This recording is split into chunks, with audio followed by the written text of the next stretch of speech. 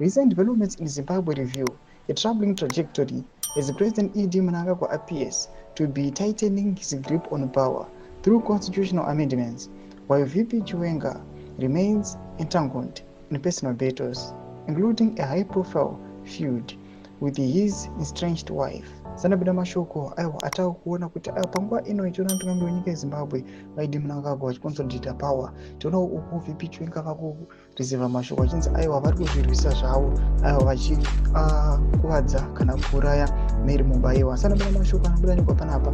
You subscribe or like or turn the bell icon. In an article published in the Harare dated January 15, 2025, highlights a proposed constitutional amendment aimed at extending Mnangagwa's presidential term beyond the limits set by Constitution. This amendment could potentially allow him to remain in power well into the 2030s, sparking concerns over democratic backsliding.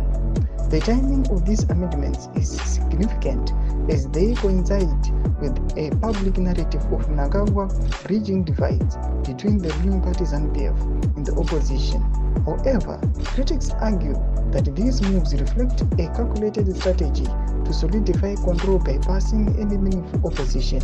By shifting focus to constitutional reform, Mnangagwa is systematically dismantling checks and balances while maintaining the veneer of inclusivity dialogue. One of our poster, this line ramurukona rokuda mudhera rakanzi government ready for constitutional amendments. Zvatikona panguva inoyi this move yakonotanga recalculated kuti vakomana vaconsolidate power kuti itopfuura nyangwe na2030 wacho isvike kuma2033 vari ngoripo dzatova 2 terms pasina kana kumboitwa ma-elections after 5 years. Todza mafungiro enyu matodiye pamusoro pechitiko ichi. Aiwa kuna comment section mode kutodza mafungiro enyu. So subscribe or like, watch it on the bell icon.